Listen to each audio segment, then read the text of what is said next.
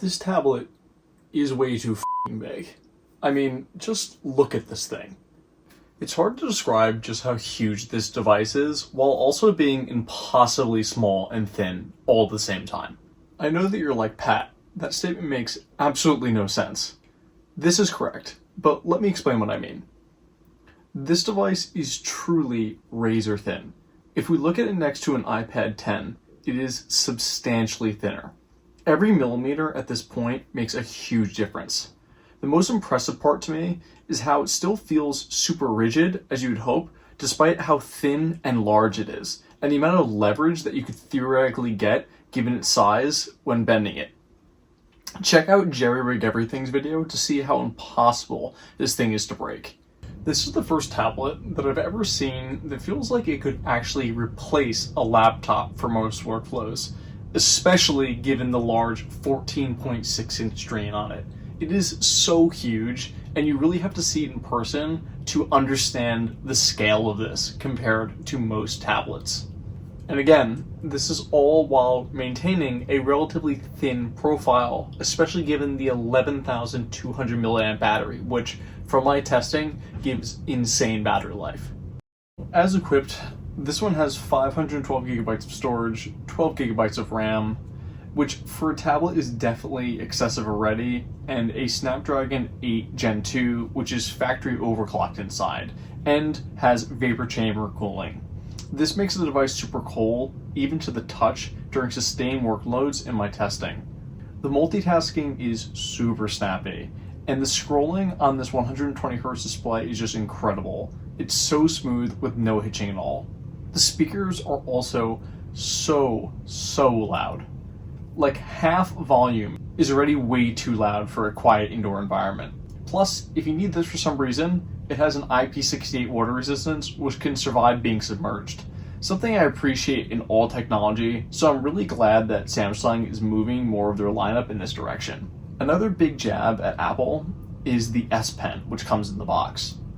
The functionality is super great on this, and given that you do not have to spend Apple's insane price tag for the separate stylus, this is a huge win in my book.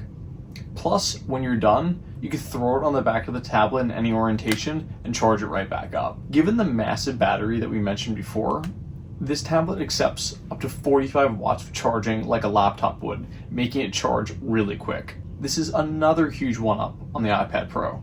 Everything about this tablet is over the top as far as specs go, and I think that's what puts it directly in the sights of the iPad Pro from Apple's lineup. And to be quite honest, it really has won me over between the two offerings. Although I have all other Apple devices, and this breaks me out of the seamless ecosystem of file sharing and everything, it was worth it in my opinion.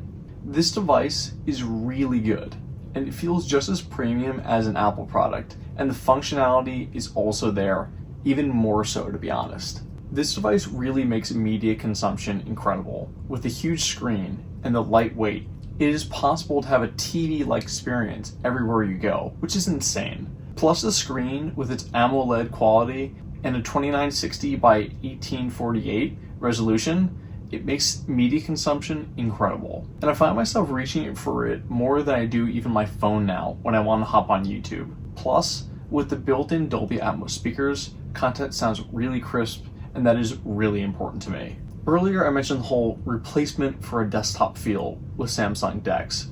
And with that, you could get a true desktop-like experience, and it works really well.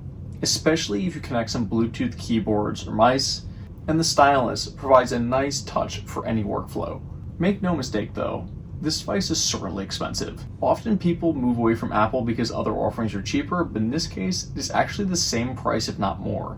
The most well-equipped offering, which I recommend strongly against by the way, is the 16 gigabytes of RAM with 1 terabyte of storage, which comes in at around $1,620, which is a hard sell in my opinion, especially given that you could drop in your own 1 terabyte micro SD card to get that storage yourself for much less money. I would say to avoid that one. This is something that we've always longed for on the Apple end, but again, never received. Also, for a tablet, the cameras on this are insane. For video conferencing, the dual front-facing cameras make it a great experience, and the cameras on the back are flagship smartphone quality, with this seemingly stupidly large viewfinder to make sure you are getting the right shot.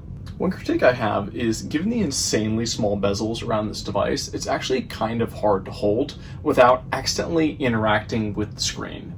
It is really visually nice to have such seamless bezels, but it's nicer on the iPad where it's a little thicker and gives you something you could hold on to so that you're not clicking on stuff on the screen. I'm sure this is something that I'll get used to, but it is definitely bugging me right now.